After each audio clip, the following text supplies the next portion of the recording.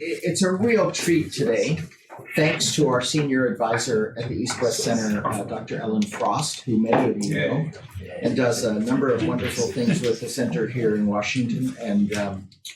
And through her connections and suggestion, I'm delighted to have Professor Angela Stent, who needs no introduction around this town.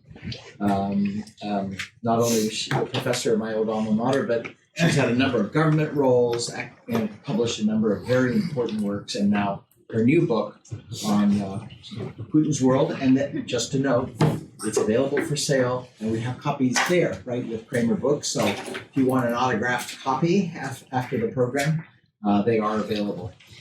So I don't need to set the context for this because Russia has been in the news, shall we say. But sometimes we don't pay perhaps as much attention to Russia's role in the Asia-Pacific or Indo-Pacific region. And so in the context of Professor Stent's expertise on Russia in general, we thought we'd ask her to speak a bit about Russia's foreign policy, defense, security, but particularly in the context of the Indo-Pacific region, and especially China. And so she plans to take some time to do that, to lay out a case and some of the points she wants to make, and then we'll engage in Q&A. Ground rules, as I always say, this is an on-the-record program. It is being live streamed, and the webcast of this will be recorded and made available later. So when we get to the Q&A section, point in the program, I would just ask you to, and I'll remind you again, to identify yourself and your affiliation so that Professor Stent can reply. The floor is yours. Welcome, and thank you for doing this. Thank you so much. Well, I'm delighted to be here. Thank you for hosting me. Thank Ellen Frost for brokering this, so to speak. Yeah, on a non-fee basis. On a non-fee basis. And just tell you something.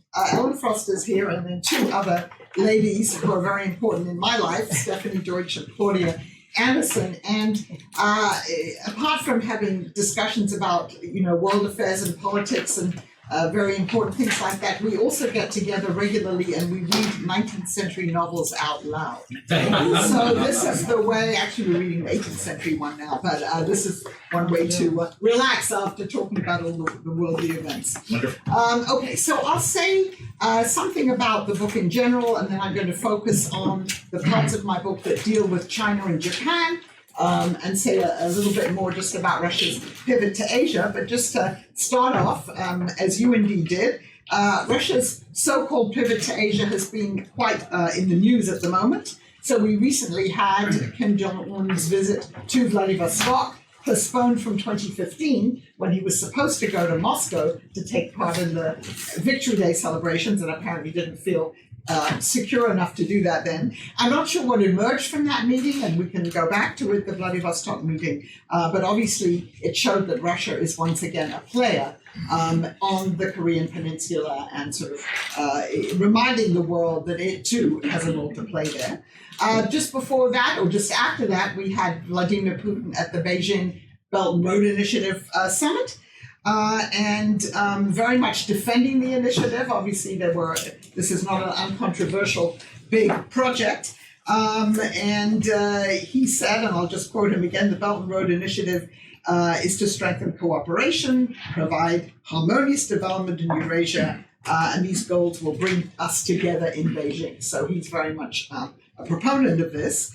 But you also may have noticed last week an article in the New York Times about Lake Baikal and about Russians there grumbling because there are large numbers of Chinese tourists who are now coming to Lake Baikal. And the Chinese business people are coming in there. They're buying up Russian hotels and homes and tearing them down and building their own ones for the Chinese tourists. And so there was a lot of grumbling there. And there have been other articles that you may have seen in the past in the both, I think, New York Times and the Washington Post about Russians in the Russian Far East resenting Chinese even trying to rent land, to lease land, and not buying the land, but just to lease it because they, still retain suspicions there. So this is a mixed situation, a mixed relationship, and we will come back to that. So let me just say a few words about what I was trying to do in my book, and then I'll come back to the Asian part of it. So the first question I ask in my book, and this relates much more to Russia's relations with the West than with Asia, is why did the people in the West, in the United States and Europe, get it so wrong in the 1990s? Why did we think that once the Soviet Union collapsed, post-Soviet Russia would want to develop institutions like the West, would want to be more integrated into the Western system, more integrated into the global economy? And for that, I do go back to history. I have quite a lot of history in the book. And there are two issues there which, again, relate much more to Europe, but have had repercussions vis-a-vis Asia. And the first one is that sort of traditionally, Russians have seen themselves as in opposition to the West. They believe that they have a unique civilization, and that is really incompatible with that of the West. And I quote a famous 19th century poet Fyodor Tchurchev saying, "Russia and Europe can never be friends. They will always be our antagonists." And then he also said, and we should be trying to sow division and disunion in the West. May sound familiar to you. And the other, I think, historical point, but having said that, there is no real historical basis for Russians having a conception of themselves as being part of Asia. I mean, geographically, and we'll come back to that clearly, there's more of the Russian Federation today that's in Asia than is in Europe, but that has never really been, it doesn't feature in sort of traditional Russian literature and culture because they've always looked to the West, even though they've had a very suspicious attitude towards the Europeans. And the second historical factor here that I think people sort of neglected to think about enough in the 1990s was that Russia became an empire by expanding and by absorbing its neighboring territories. Because it has no natural borders, only in the north, successive Russian rulers, and I talk a lot about, or a little bit here, about the Empress Catherine the Great, for instance, the German princess who ruled Russia in the 18th century, it believed that the only way it could secure its borders was by absorbing those lands next to it and having buffer states. And so Catherine the Great said, that which stops growing begins to rot. I have to expand my borders in order to make my country safe. So this defensive expansionism. And of course, it also applies to how Russia acquired what is now the Russian Far East, and of course used to be before that part of China. And that is something that we will come back to. But this idea of kind of defensive expansionism and the idea then that Russia has a right to a sphere of influence in the lands around it, what we would now call a post-Soviet space, what we now see playing out in Ukraine. And that's been a cause of friction and conflict between the West and Russia, really since the Soviet collapse and the collapse of the Warsaw Pact as well.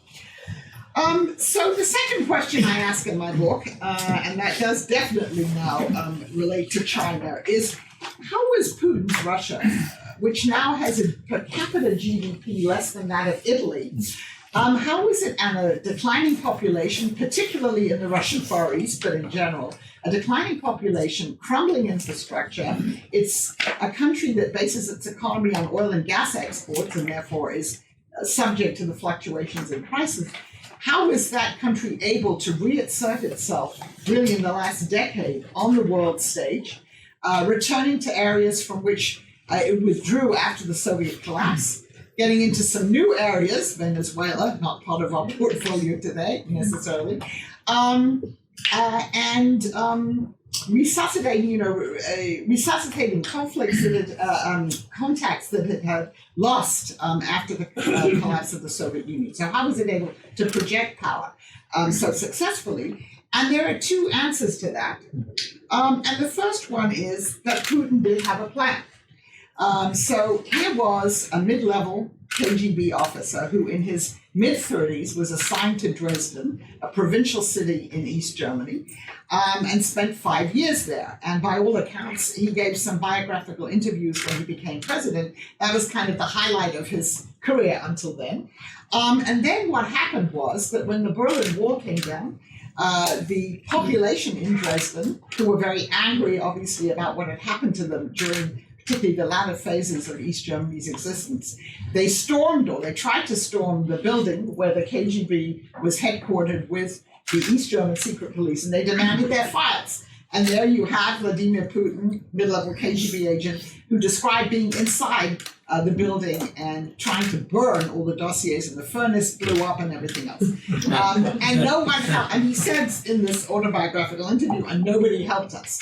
And so for him, the collapse of the Soviet Union, and this is even before it collapsed, but the fall of the Berlin Wall was a personal humiliation and a personal tragedy. And in fact, after that, he then had to drive back to Leningrad, from which he came. Apparently, he and his wife had an East German washing machine on their car, which they drove then a few thousand miles to the Soviet Union because they couldn't get this particular washing machine in the Soviet Union. Anyway, he came back. He was sort of, for a time, unemployed. So this is my way of saying that the collapse of the Soviet Union wasn't only for him a national catastrophe, as he's described it, but it was obviously personal too. And so when he became president in 2000, he was determined to do two things. And one of them was to restore Russia as a strong state, and the other one was to restore it as a great power. And in fact, he said in this autobiographical interview, in 2000, Russia was and will remain a great power. This is preconditioned by the inseparable characteristics of its geopolitical, economic, and cultural existence. So very important. And of course, as I will show in a few minutes, the budding relationship with China has been an essential element in this restoration of Russia as a great power and a global player. And China has, in fact, I think, helped Russia in the last few years to do this.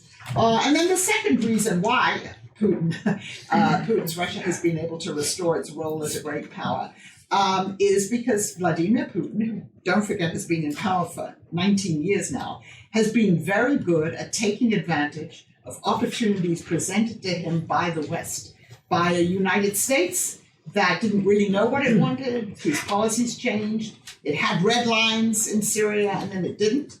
And a Europe that's also at odds with each other about Europe's future and the kind of relationship they want to have with Russia. And so Putin has been very adept at doing that. One of the things I go into a little bit in my book is that Putin's sport is judo. And this is, I have a wonderful picture of an article there from 1976 Leningrad Evening News, featuring the 24-year-old new judo champion Vladimir Putin, and saying you're going to hear more about this gentleman. This has helped him in Japan, by the way. I'll come back to that too.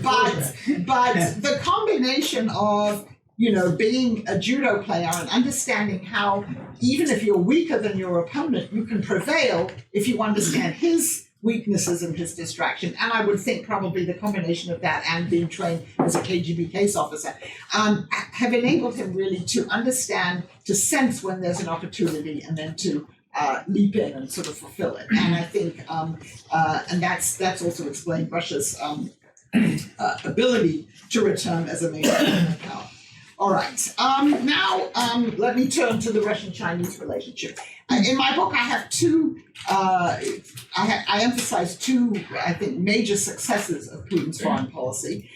One of them is Russia's return to the Middle East, but the other one is the burgeoning relationship with China. And I think we have to remember how far we've come. 50 years ago, remember, the Soviet Union and China were engaged in armed conflict over the border. Just before that, and I have to read you this quote from Mao Zedong, in 1969, before that, he was meeting with a group of visiting Japanese socialists. And he said to them, there are too many places occupied by the Soviet Union. About 100 years ago, the area to the east of Lake Baikal became Russian territory. And since then, Vladivostok, Khabarovsk, Kamchatka, and those areas have been its Soviet territory. And then he added ominously to the journalists, we have not yet presented our account for this list. So obviously things have changed, but by the late 19th century, it's worth remembering that China had lost 600,000 square miles of territory to Russia as it then was. And I am told by people, I haven't seen this myself, that there are still maps in China that show the Russian Far East as part of China. So I just leave that there. Anyway, that was then. Today, President Xi Jinping calls Putin his best friend. Putin pays him the same compliment. I have a picture in my book. I saw we had some blini outside for lunch. You can see a picture of President Xi and President Putin making blini together. President Putin teaching President Xi Jinping how to make blini. And they obviously enjoy what appears to be a very good personal relationship. And they were making blini just around the same time that Chinese troops for the first time participated in Russian military exercises in the Russian Far East. So, a number of years ago, a colleague of mine wrote a book called Axis of Convenience, describing the Russian-Chinese relationship. And I think the conventional wisdom used to be that this was purely an axis of convenience, that both countries were using each other for their own ends, but given the great differences between them, this was not going to amount to an alliance. And indeed, particularly the Chinese today will emphasize again, it's not an alliance. Madame Fu Ying wrote a piece a few years ago in Foreign Affairs, and she still talks about this when one hears her give speeches, saying this will never be an alliance, but it's it's a strategic partnership. And what's it based on? And I think it's worth looking at this. It's first of all, I think, based on a shared sense of grievance that in the post-Cold War era, the United States created and its allies created a system, rules-based, what they call the rules-based international order, in which neither China nor Russia had any agency. So rules were set, and I think both countries feel that they had no agency in this. There's clearly, of course, a huge asymmetry since China is, the major rising economic power, and Russia isn't, about what kind of agency they might have had. But I think this feeling that we should move towards a post-West order. Now, if you ask Russians and Chinese what they mean by this, I'm not sure they mean the same thing. In the Russian case, it certainly would be one which resembles the 19th century concert of powers. The Russians write about this, but where you'd essentially have a world divided into spheres of influence between the three great powers, the United States, Russia, and China. So it's a mixture, if you like, of the 19th century concert of powers and Yalta. I'm sure for China it would also involve the recognition of China's own sphere of influence. But I think China might have different ideas. Obviously, if you look at the Belt and Road Initiative, that doesn't look like a world divided into spheres of influence. I mean, we can go into that more, but they both at least are certainly committed to this. They are both obviously very much dedicated to maintaining their own domestic order. They never criticize what either country does domestically to its own population, and they're both allergic to any Western U.S. attempts to tell them how they should run their own societies and to criticizing them for the way they treat their own population. For Russia, China has been tremendously important in enabling Russia to move away from the isolation that the West tried to impose on Russia after the annexation of Crimea and the launch of a war in southeastern Ukraine. So you did have a Russian-Chinese partnership before then, but in 2014, when the West started to impose sanctions on Russia, suddenly Russia was willing to sign a major energy deal, the Power of Siberia gas pipeline with China, on terms that the Russians the year before had said weren't acceptable, and they were acceptable now. And so you have the Power of Siberia gas pipeline, and I think they're negotiating the next Power of Siberia too. But anyway, China stepped in that sense. Even though China abstained in the General Assembly vote condemning Russia for the annexation of Crimea, in general, China has backed Russia up formally.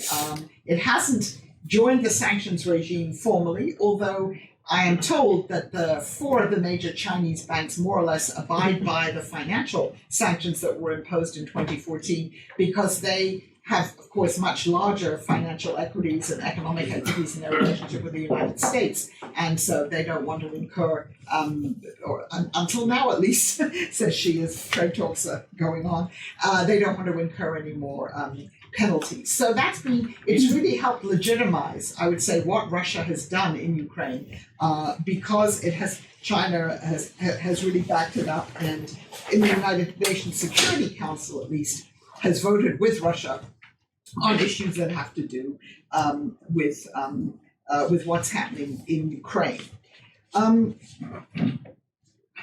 So what we have now is an economic relationship which has increased. It's now, Chinese-Russian trade is now just over $100 billion. A couple of years ago it was $60 billion.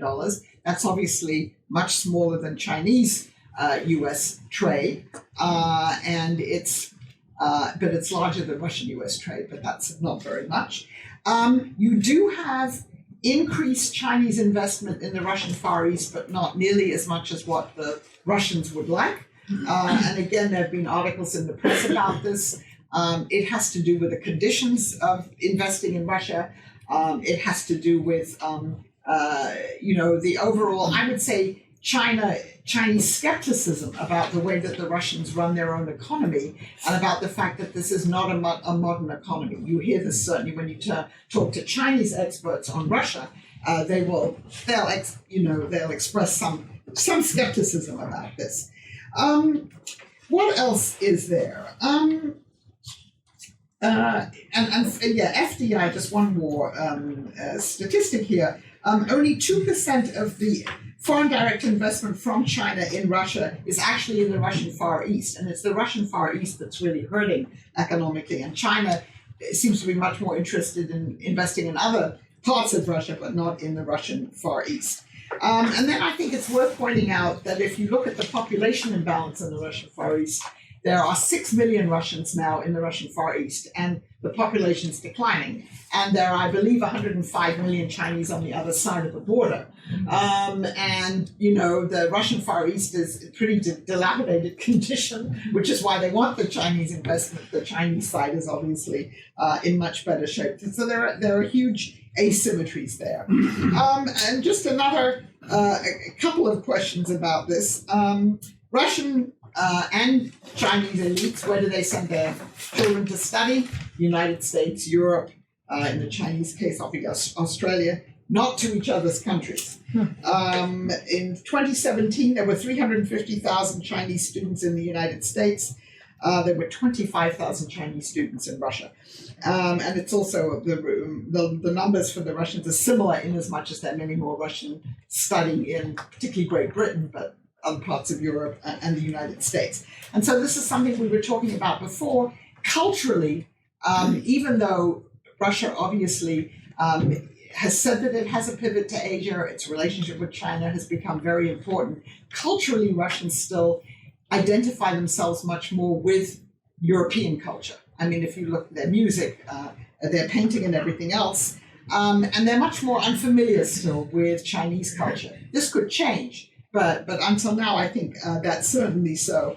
And therefore, when Russians talk about themselves as being Eurasian, they're still very much, I think, trying to figure out what the Asian part of the Eurasian is.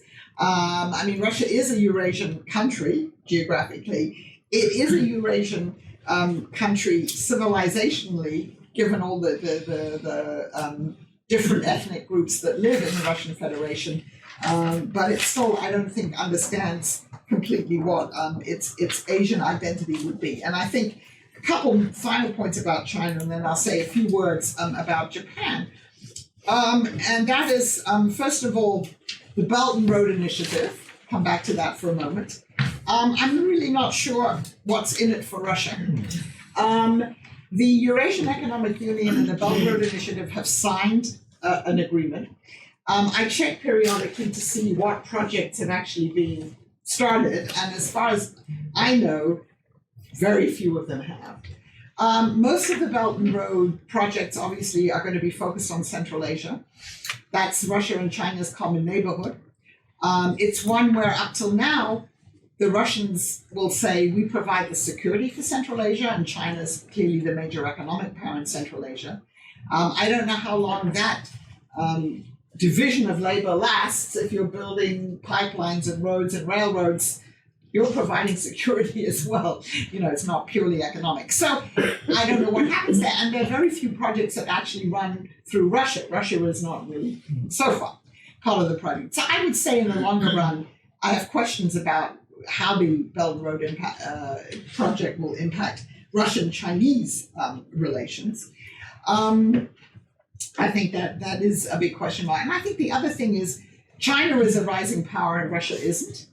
Russia is the junior partner in this relationship. It's funny when you go back to Stalin, he described, and he met Mao for the first time, I have this in the book too, he described, right, we're the older brother, you're the younger brother, et cetera, et cetera. I think you could question where we are now with that. But my Russian colleagues say to me, yes, the Russian government understands that it's a junior partner, but it's prepared to accept that.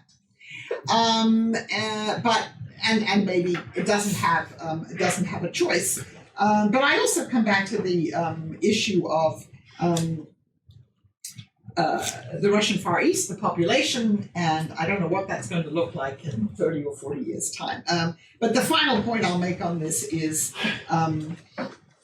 the Trump administration's policies, the dual policies of sanctions on Russia and clearly the trade war with China have been, of course, pushing these two countries together. And I think when candidate Trump said in 2016 that one thing he wanted to do was to wean Russia away from China, I think that's an illusion, because I didn't see that happening. All right, let me say a few words now about the Russian-Japanese relationship.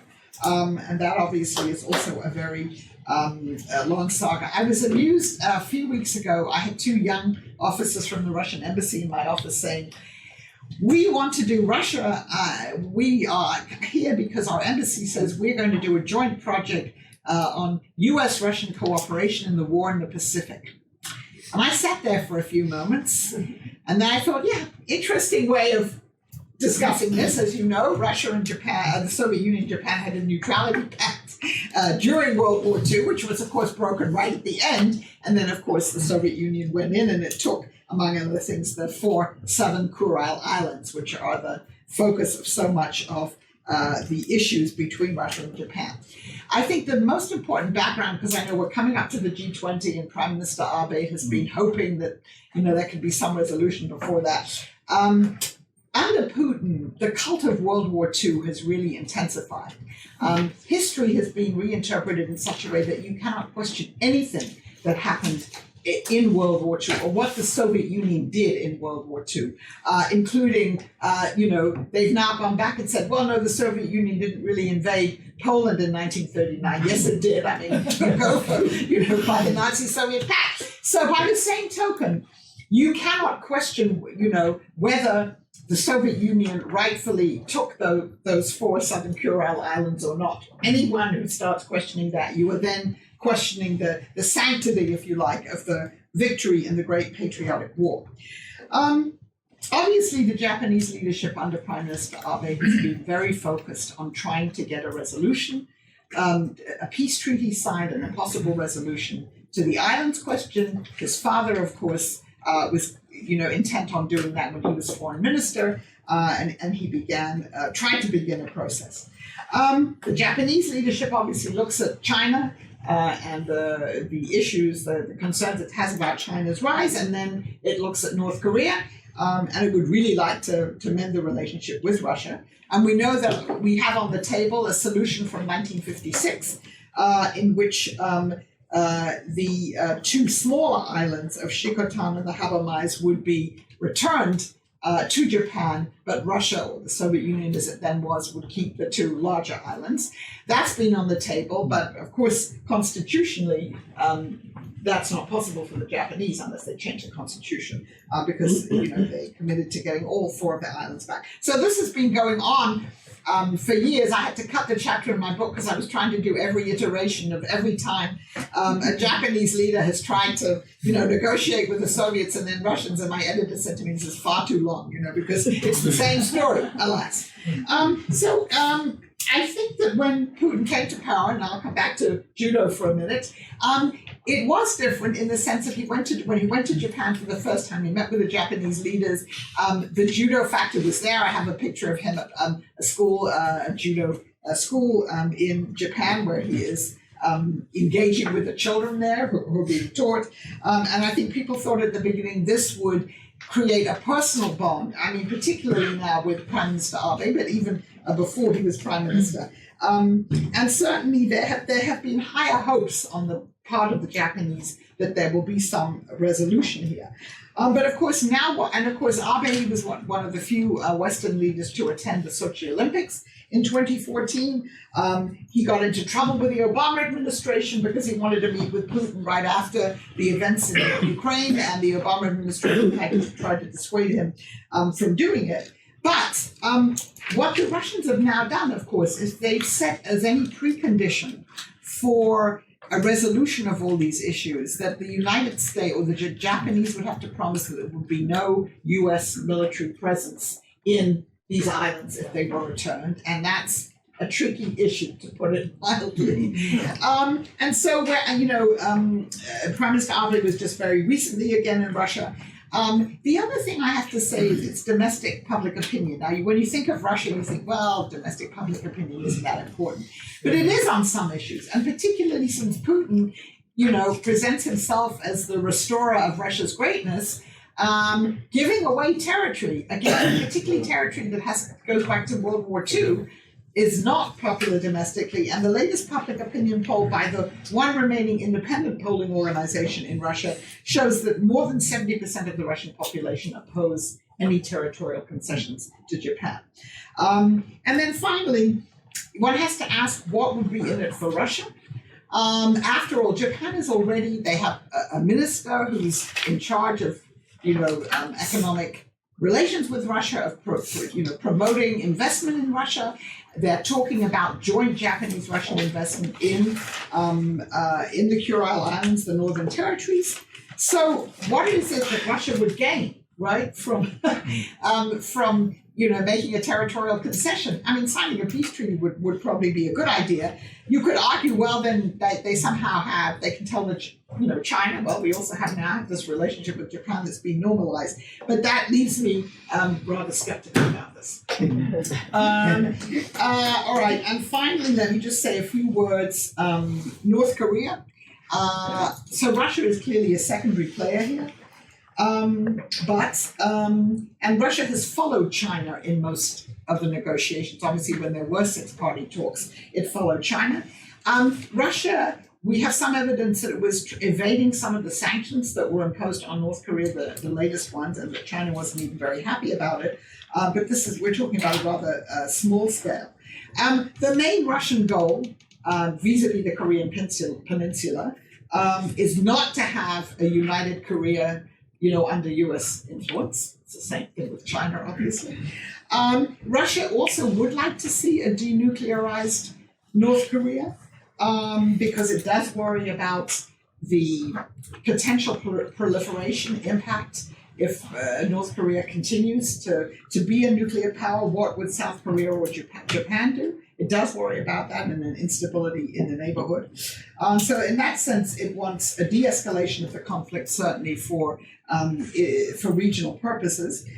So I would say as a result of this meeting, it reaffirmed Russia's great power status. Kim Jong-un could also say to the Americans, look, we have a partnership with the Russians now. And Russia is also saying you can't resolve this issue without our participation. But Russia really cannot offer North Korea relief from sanctions. It doesn't have the economic wherewithal to offer it that relief from sanctions as long as it's, adheres to most of them. And so I don't see things as having changed that much, but just, again, reaffirming that Russia is a player there. Russia has, of course, part of the pivot, and I don't have time to talk to that now, has also been a re-engagement with Southeast Asia, particularly relationship with Vietnam and some of the other countries. And then obviously there is the long-term, going back decades, relationship with India, which I would say has been strengthened. You have the bilateral Russian-Indian relationship. Last year, I think at the St. Petersburg Economic Forum, Prime Minister Modi was there with a huge business delegation. Arms sales from Russia to India being sustained in the Soviet times, the economic relationship, and then of course you do have India and Russia in the Shanghai Cooperation Organization and the BRICs together. And one other anecdote from Putin. In 2015, Vladimir Putin was meeting with Prime Minister Modi, and Prime Minister Modi was trying to urge Putin to take up yoga. And Putin said, they say yoga is the transition from the physical to the spiritual. I am already at the physical, so you can say I am halfway there. So I think I'll stop there. I know I didn't talk about the US here, but I'm happy to do that. I expect that'll come up, but that was a real tour de force, Professor. Really, thank you. That was a terrific way to lay out the case on Russia and East Asia with some background on sort of Putin's approach to Russia. So that was absolutely terrific. We have about 45 minutes or so for Q&A. I see hands going up all over. So let me do my best to work around the table. Bear with me. Remember the ground rules. Please identify yourself and your affiliation. Let me start here with Tom. Thank you, Sanjeev. Just introduce yourself. Yes, I'm Tom Reckford with the Foreign Policy Discussion Group. Angela, you've talked about the asymmetry in the relationship between Russia and China. And I wonder at what point Russia might chafe at being the little brother in this relationship. Especially, you referred to the old days and Stalinist times when it was the big brother. Wouldn't it be a little hard to take over the years? I mean, yes, if you look at the actual facts, I think it would be hard to take. But then I guess you have to ask the question, what are the alternatives, right? I mean, Russia has now, although the Western Russia has been on this collision path, particularly since what happened in 2014. And Putin has also, I mean, we have to come back to, I think the most important point is that, the major focus for Putin and the people around him is staying in power, right? And in order to stay in power, particularly at a time when the Russian economy is not doing well, partly as a result of US sanctions, but partly as a result of its own lack of reform, how do you appeal to your population, right? So he's appealed to the population in terms of patriotism and demonizing the West and saying, if you are suffering economically, it's because of these Western sanctions, never saying why they were imposed, as if they were imposed sort of from nowhere. And therefore, appealing to them on the basis of this kind of anti-Western sentiment. So if Russia was chafing at being the junior partner and wanted to, resuscitate relations with the West or improve them, it would either take maybe the next Russian leader, or it would take, you would have to then change the narrative about what was happening domestically. And I think, and so the other side of that is Putin and the people around him do see the West as a threat, and they do believe by now that the United States is interested in regime change. Yeah. China, again, never criticizes, President Xi Jinping's never criticized President Putin. The Chinese never criticize what happens domestically in Russia. So that they're not seen as a threat in that way, in the way that the West is. And I think that's because, people will quite often ask, we don't understand this. If you look at Russia, to the south, there are real threats.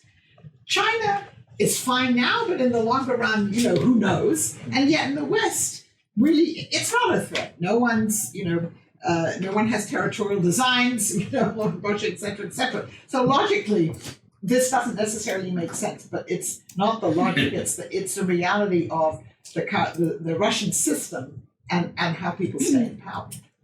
Steve, you were next. Steve Winters, independent consultant. You mentioned Putin being in the building, the Russian intelligence building in Dresden when the mob appeared. But what I thought was interesting is the video showing him coming out, confronting the mob in person, defusing the situation. They leave, and he was clearly ready to use force against them. So that might balance off that image of Putin in that case. It's an extremely moving video and shows a lot about Putin, in my opinion. So the question is, however, you mentioned the 1956 situation with the possible agreement of 2 islands stay with Japan and 2 northern islands stay with Russia. Now, I've heard a person who's quite an expert on this, and I'm sure you know the background, say that it was John Foster Dulles who entered into the situation and made sure that that agreement didn't go through, and that without the intervention of John Foster Dulles, for whatever reason, they would have settled the issue back in 1956.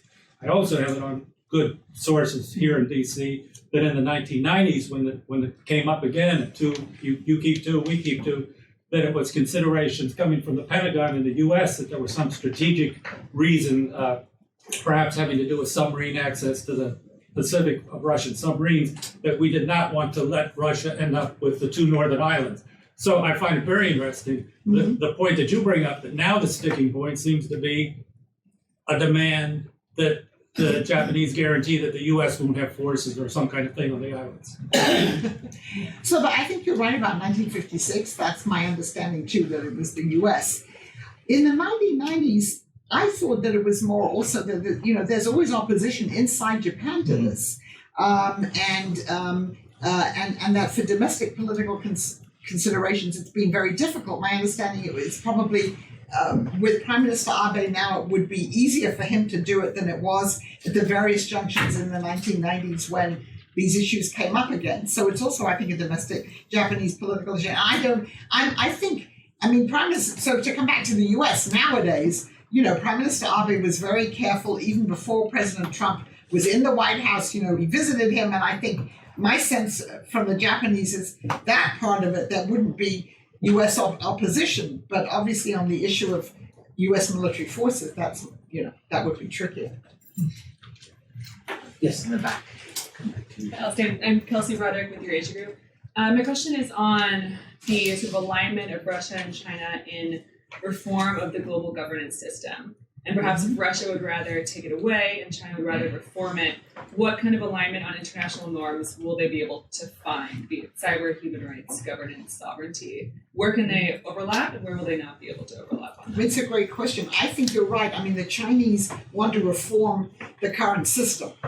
They haven't done badly out of it, and they'd like to do better out of it.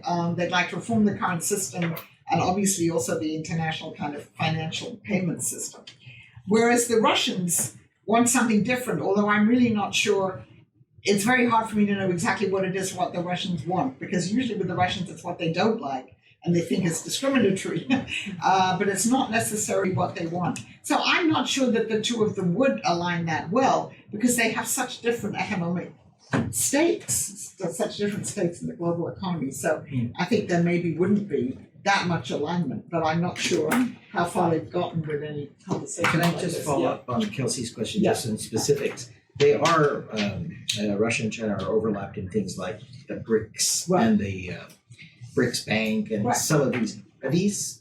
Do they really see these as serious, not alternatives to the international system, but revising or offering options like the AIIB, or are these just diplomatic ventures rather Well, than... so it's the Russians, right, who took the idea, first of all, of the BRICs and said, we've got to make this into an organization. So, you know, that was their initiative in the beginning. Obviously, for China, you know, this worked perfectly well for India and Brazil. If you look at what's happened to the BRICs, I would say that it's much less important, obviously, for China. As you say, the AIIB, and China has all of these other organizations and ways of interacting, making its influence felt. They've obviously increased now, they extended to include South Africa.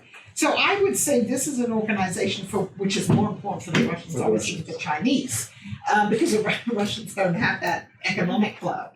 And it's convenient for everyone to keep it going. It's an organization in which the West isn't present and won't be present. And they've created more institutions. I have a former postdoctoral fellow who was at my center who's just published a book on Russia and the BRICS, and she goes into the ways in which you know, the Russians have invested in it. But I would say I don't see this as a kind of dynamic organization going forward. And I think also as India grows and becomes even more prominent economically, again, it's, you know, works for the Indians, but there will be other ways in which they can, you know, get involved. So they're number yeah. 2 in the AIIB. So Right, and then they- exactly. So they have other, yeah. I mean, again, India has much more economic clout, you know. So Yeah. You were next, sir, and then let me see other hand. I'll take the next trench. Yes, please, sir. Thank you very much. This is Raghuveer Goyal. I'm a journalist in Washington covering the White House and State Department for India, Globe, and Asia today. This is a very timely book that you have brought out because so much going on about Russia, about China, and also India these days because of trade war, including the trade with India because of Iran.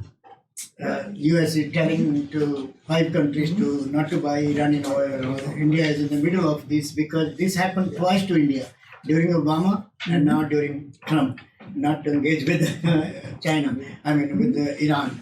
My question is 3-part question quickly. One, is China more dangerous than Russia as far as what would you tell to the administration here? And second, how much is North Korea worried to China as far as their nukes are concerned? China, And finally, as far as India is concerned, there is a triangle between India, China, and Russia. China is worried about India, and India and Russia they have a treaty of defense and many industries. So where do we stand? Well, that's a lot. That's a lot. All That's right. another seminar, Ben. Who's more Just a dangerous? couple of them. So, in what ways does the US see Russia as a threat? The first thing we can say is that Russia is increasingly acting as a disruptor to US interests, whether it's interfering in our election system, whether it's going into Venezuela and helping Mr. Maduro stay in power, whether it was going into Syria in 2015 and ensuring that Bashar al-Assad remained in power, because at that point it looked as if he might be overthrown. So I think Russia is seen, A, as a disruptor like that. B, it does have very strong cyber capabilities. And in that sense, it is again seen as a threat because we know, or we've read in the papers, that the Russians were able to even penetrate our electrical grid. So those issues, and it's a nuclear superpower.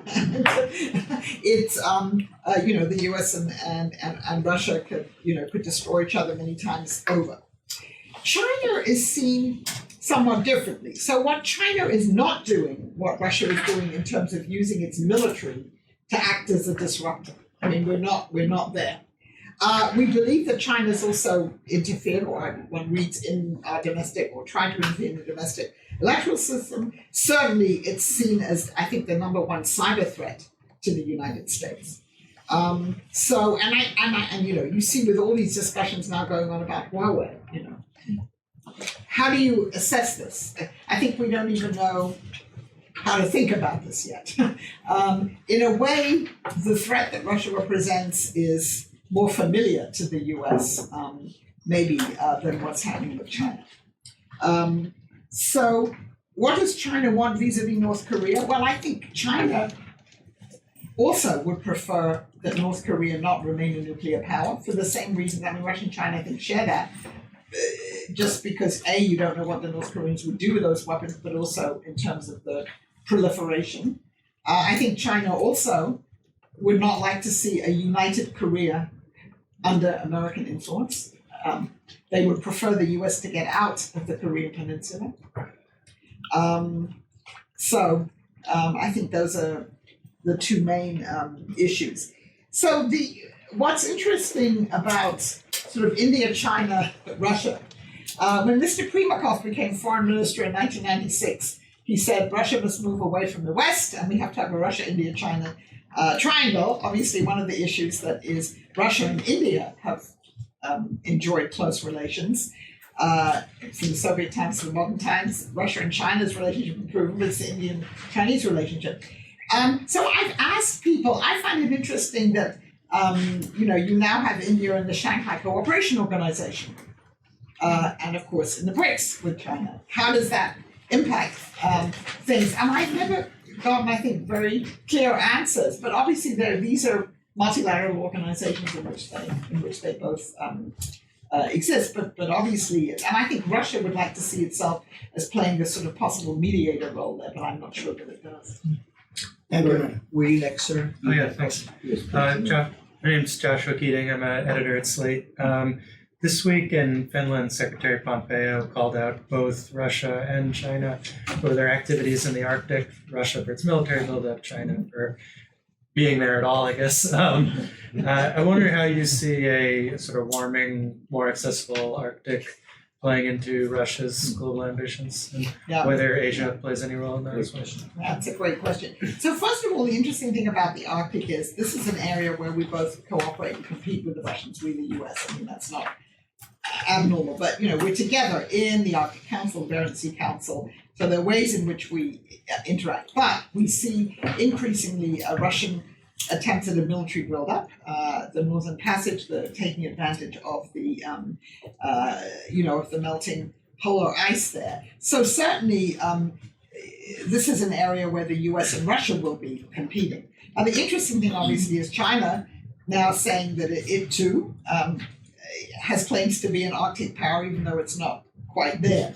And my sense, but I think we're only at the beginning of this, my sense is that the Russians look upon this a little warily, that they don't necessarily think that this is an area where China should be active, but they're not really in a position to do much about that.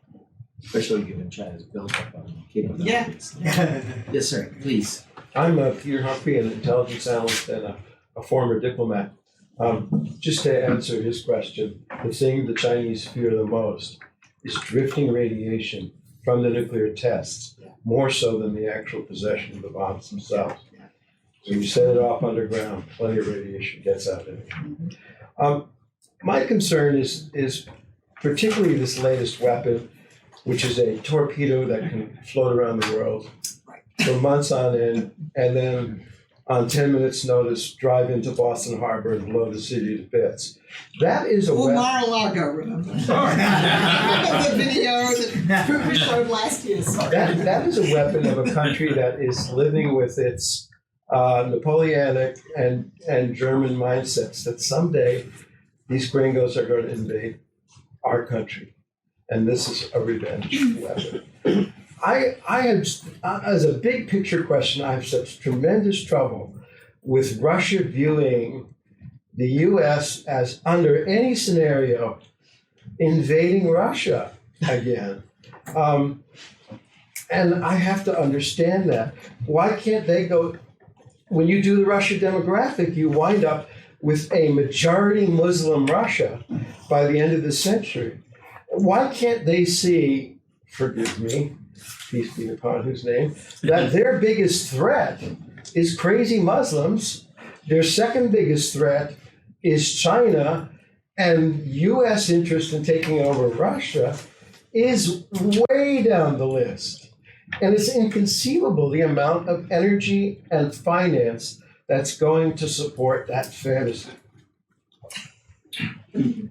I don't have an answer to that. I agree. I come back. Logically, it makes no sense. But There it is. Paul? Very nice. And then ma'am, did you have a question in the back? I have Come a back. question. Okay, let me get to you just a moment. Sure. Yeah, two quick questions. Paul, introduce yourself to others. Oh, I'm sorry. I'm Paul Hare, like Angela, a veteran of the National Intelligence Council. You had your in your answer to this gentleman's question about the differences between Russia and China. I mean, obviously, the narrative coming out of Washington now and the national security strategy of Russia and China are working in tandem to undermine the U.S. domestically and internationally. I agree with your point about where they are on some issues, but the narrative now emphasizes they're working together to export and impose authoritarianism on the rest of the world. And I'm wondering what your view is on that. And secondly, you mentioned briefly China's engagement with South and Southeast Asia. In relation to both them and Japan, when the Russians are engaging elsewhere in the Western Pacific, to what extent do they take into account potential Chinese discomfort with Russia having a role in their front yard? Yeah, particularly, and if I could just add, one of my questions was specifically about India and Vietnam because of the arms sale relationship. So presumably Russia is now selling more arms to two countries that view China, skeptically at best. So how do the Chinese respond to this? How do the Russians play this? Yeah. So you know more about China than I do. Let me talk about Russia. I don't think the Russians are trying to impose authoritarianism.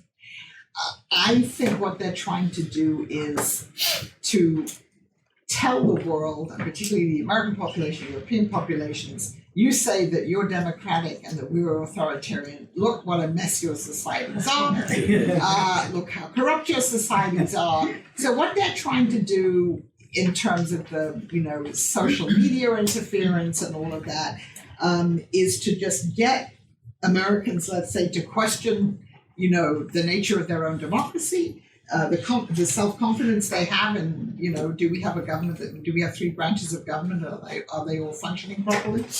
And so I think that's what they're trying to do. It's to sow discord, to promote. Well, we know they did this in 2016. Promote extreme right-wing groups, promote extreme left-wing groups, racists, white supremacists, communists, whatever. But it's not to impose authoritarianism, because I think they wouldn't even see it that way. It's not like imposing communism. So this is, Putin doesn't have a mission, like the early communist leaders, at least in the Soviet Union, that this is a universal ideology. I think it's much more to relativize the way that people look at the world and describe their own systems, and to say, you're no better than we are.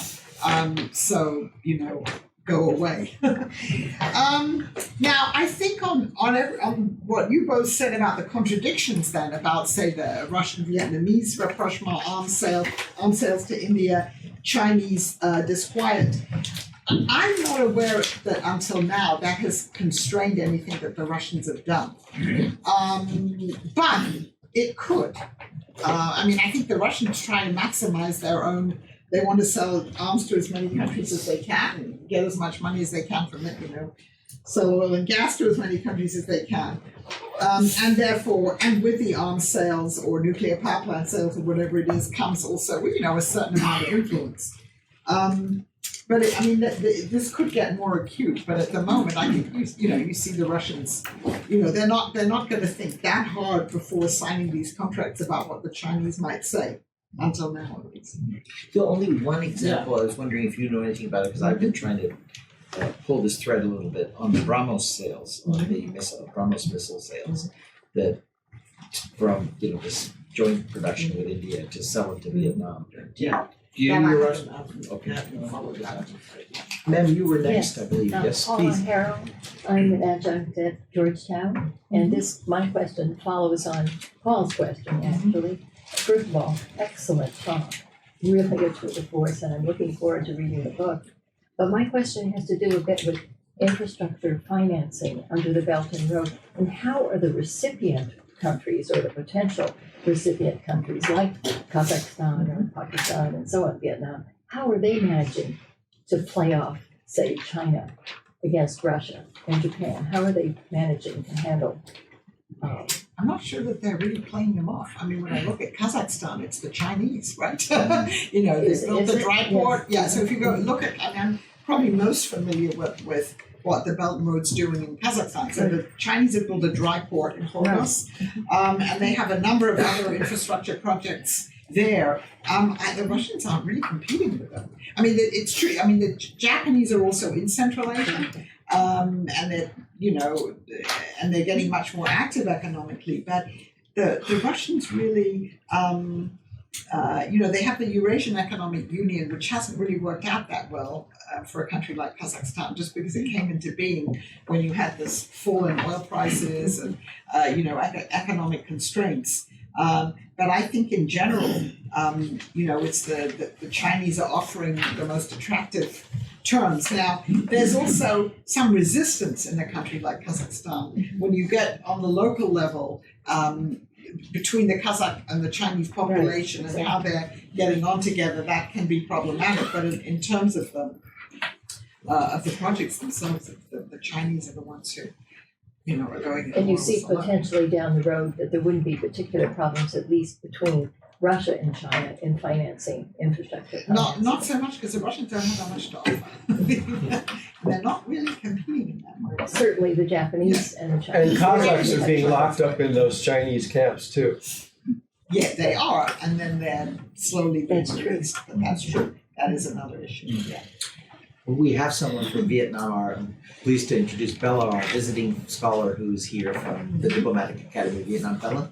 Thank you for the introduction. I'm doing my PhD in the University of Antwerp, and so because you already mentioned, Vietnam and Russia on the arms issue, so I just would like to ask you about the Philippines, because under the current president Duterte, so how Russia sees the Philippines now, and what kind of any point that worth noticing about the two countries?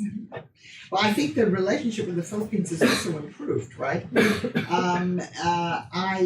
think the economic relationship has increased. I haven't really followed that very closely, but certainly that relationship has improved over what it was before.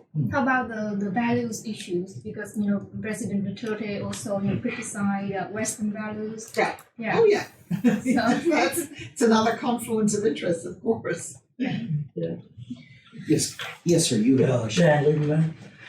When you think of Russia as an antagonistic nation, but yet Putin has managed to have good relations between Turkey, Iran, Israel, Qatar, Saudi Arabia, all countries that are antagonistic to one another.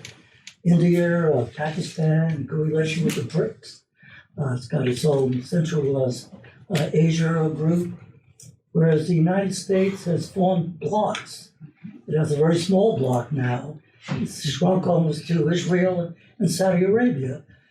So which do you think is more significant in propelling good interest throughout the world? A small bloc that the United States promoted, or this recognition of sovereignty for all that Putin has promoted? That is a fantastic question. I have a whole chapter in my book about Russia's return to the Middle East where I made precisely the point that you made. If you look at the Middle East, in the Soviet times, right, the Soviets chose sides in the Middle East. They preferred countries that said that they were going to become socialist. Now Russia is back in the Middle East on a completely pragmatic basis. And it hasn't chosen sides of the United States, as you said, has chosen sides. So just to, amplify what you said. So Russia is the only great power now that talks to all of the antagonists and protagonists on every side of every dispute in the Middle East. So it has the ties to Iran and different Shia groups, all of the Sunni states, including Turkey and Israel. And it talks to Hamas, Hezbollah, and the Kurds, right? And so all of these groups, interestingly enough, see Russia as a neutral arbiter. They see it as a country that, all right, it's been backing Assad, but Putin has also managed to get the Turks and the Iranians and everyone to sign on to whatever he thinks is going to happen in post-war Syria. Obviously, Erdogan was very resistant to that at the time. So I would say that's another way in which you can see Putin acting very adeptly. And it's the same as you say with India and Pakistan. In other words, he's understood that it's much better not to choose sides. And in fact, in the Middle East, the two newest partners of Russia, Saudi Arabia and Israel, are also the US's allies, as you say, in a shrinking number of allies in the Middle East. And that's, of course, partly because they both think that Russia can use its influence with Iran to temper Iranian ambitions in the Middle East, which I'm not sure that it can, but I think that's what they believe, and there are other reasons for this too. So, yes, if you look there, you could say, and the other thing about it is Russia does this on the cheap. It hasn't spent that much money in Syria, and it's managed to help Assad prevail. You look at Venezuela, none of these things cost that much, either in terms of human lives or, dollars or rubles. And it hasn't antagonized those countries. So I hesitate to say you can learn a lesson from that. But obviously, if you look at Russia can't replace the United States in the Middle East. It doesn't have the economic wherewithal, obviously, or the military wherewithal. But it can project military power, as I say, quite adeptly by not spending much money. And it presents itself as, a pragmatic neutral arbiter. It doesn't choose sides on anything. So. Can I ask you about an economic question, sort of to understand, Russian thinking so well? So they can sell arms, they can provide some energy. You said, as you mentioned, their economic size is about Italy's. But in Asia, one Asian project is economic integration through CPTPP, ARSA. How does Russia view this integration for itself? Is there any discussion within the Russian foreign ministry or officials saying, we have to find a way to dock onto some sort of economic agreement in the region, maybe a series of bilateral FTAs leading to something more? Or do they just not, that's not what they're gonna do? So, you make a very important point, obviously. What does Russia have to sell? Arms and oil and gas. That's it. And of course, for some countries, that's what they want. It's enough, nuclear power plants too, as well as oil and gas. So the Russians talk about greater economic integration into the Asia Pacific. They've started having these economic summits where they invite all the leaders from the Asia Pacific countries, and they talk about greater integration. So far, they're not particularly good at doing that. They have this Eurasian Economic Union, Right. and they're going around signing a lot of agreements between the Eurasian Economic Union and different countries, including in Asia. But when I asked somebody last year, what does this actually mean? He said, not much yet. They signed these agreements between the Eurasian Economic Union and individual countries, but, maybe the trade starts to increase.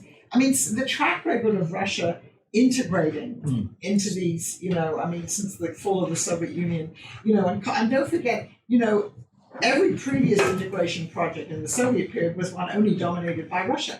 And the Eurasian Economic Union today is still dominated by Russia, because you look at the size of the GDPs, it's even though Russia's GDP isn't that large, it's much larger than that of Kazakhstan or whatever. So their experience of functioning in an integrated economic organization where they can't call the shots is very limited. Thank you. It doesn't mean it couldn't change, but it isn't like that at the moment. Yes, sorry, I didn't Yes, see it. David Coit was Yes. former East Senator Yes. and state, retired from the State Department. What trends within Russia might throw Putin off and cause this adept response to world opportunities to maybe fall off or in certain areas collapse? So obviously the first question is the economy. And I would preface this by saying, Paul mentioned the National Intelligence Council. I have over the years been in places where we've done scenarios for Russia, right? And you look at the fundamentals and you say, boy, is this bad. Population is decreasing. The mortality rate among young men, 18 to 30, resembles that of Haiti or a country like that. It doesn't resemble that of a developed country. So it's not only that the population is declining, but particularly the sort of young male working age population has a mortality rate that's very high. It's an economy based on oil and gas, and you say they can't go on like this, and they always go on like this. So far, so that's my way of saying it's very easy to underestimate the ability of Russians to carry on. But what you do have happening now in a longer term sense is if Russia doesn't modernize its economy, and if you don't get the next leadership that realizes that the current, the kind of system they have, based on oil and gas, and the ruling elite owning most of the assets of the country, if they don't modernize that, then they'll fall more and more behind. China, it's not only China that's a rising power, but a lot of the other Asian neighbors. And in the long run, that can't be good for them.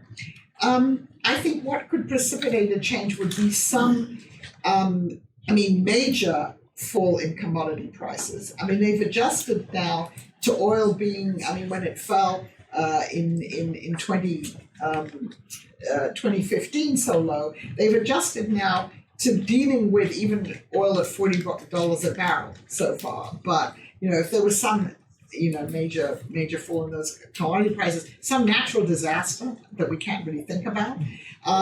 But, even though Putin has said of climate change, there's really nothing wrong if it's 2 degrees warmer in Russia. We can grow more. There are, for instance, we've already seen in the Russian Far East, in fact, fairly serious impacts of climate change in terms of roads being completely impassable because it's all mud and, it's the melting, all of those things. So you could maybe see the impact of climate and other factors, again, having a disastrous impact, on the economy there.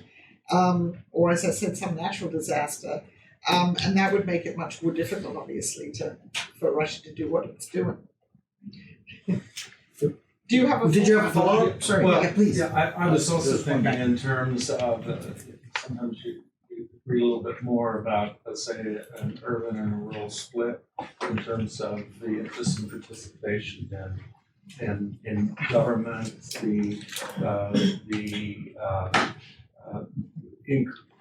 an interest in the increasing autonomy for the governors of particular regions and so forth. These kinds of dynamics within Russia's society, putting those kinds of internal pressures less so than the ability to project externally. So with the North Caucasus is obviously a region to look at, as it was already mentioned. The population in Russia is declining, but there's one segment of the population that's increasing, and that's the Muslim population. And I don't know whether Russia will be majority Muslim by the end of the century, but certainly there'll be, percentage-wise, many more Muslims in Russia than there are now. This is a restive region. Right now it's quiet because you have a ruler in Chechnya who, rules with an extremely iron hand, and the Russians essentially, leave him alone. Russians who know about this part of the world and who've been visited there say that the laws of the Russian Federation don't even really apply to the 6 North Caucasian republics anymore. They all have their own versions of Sharia law or whatever. And so far, it's quiet at the moment, but that doesn't necessarily have to continue to be so. And so it could be a combination, again, the male unemployment rate in that part of Russia is very, very high. So it would be a combination of, unrest among the population, increasing radicalization, religious fundamentalism, whatever. That could certainly be a problem. Russian Far East, there is a separatist Siberian movement, and there has been, and some of these governors have been then sacked because they were a little bit too interested in, looking east and thinking about an independent Siberia and its own relationship with China and Japan and all of its neighbors. That's not out of the question. So the question of, does the Russian Federation hold together? It's always, underneath,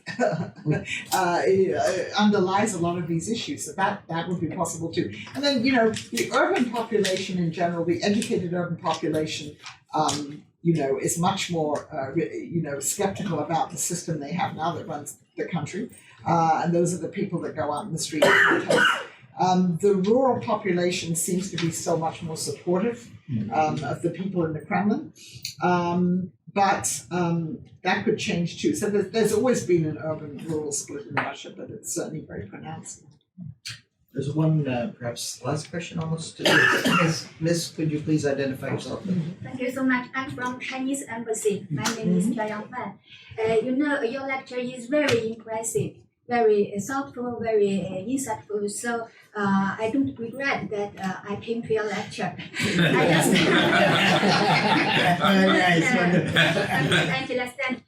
I just want to make one point. China doesn't take Russia as junior brother. No, even from my personal perspective, we couldn't take Russia as junior brother, junior partner. I studied and worked there for 6-7 years. And we know that Russia is a very powerful country, has vast territory and a very highly educated population. Culturally and civilizationally, is very powerful, and it possesses very deep scientific and technological potential. And we believe that if Russia could find out for itself the right path for its development, we think it could restore its position in the world. And most importantly, Russia and China share very long border. So we are neighboring countries. We should take each other as equal partners. And I think reality, the most important characteristics for China-Russia relationship is equality and mutual respect.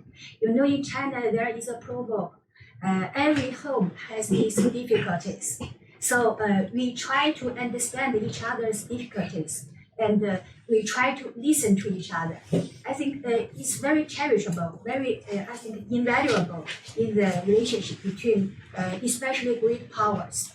So we are equal with Russia. We don't take them as a junior brother. Okay. Well, thank you for your comment. Thank you for your comment, and my book will be published in Chinese. Oh. Angela, you are a real expert on Russia. Have I missed anyone? I want to make sure everyone gets a chance. Yes, sir. You had one? Yeah, Tetmi Ibarra, former fellow at the East-West Center and now retired government official. I was wondering about transitions. To what extent is Russia's emergence based on Putin himself and his own strategy? And to what extent is there actually a transition sort of in place that you can see? That's a great question. So yesterday I was in a discussion of Brookings where we talked about the recent transition in Kazakhstan, and we were talking about whether this was going to be a model for President Putin. So, I mean, I think a lot of what you've seen in terms of Russia returning to the world stage, probably any Russian leader would have wanted to do that.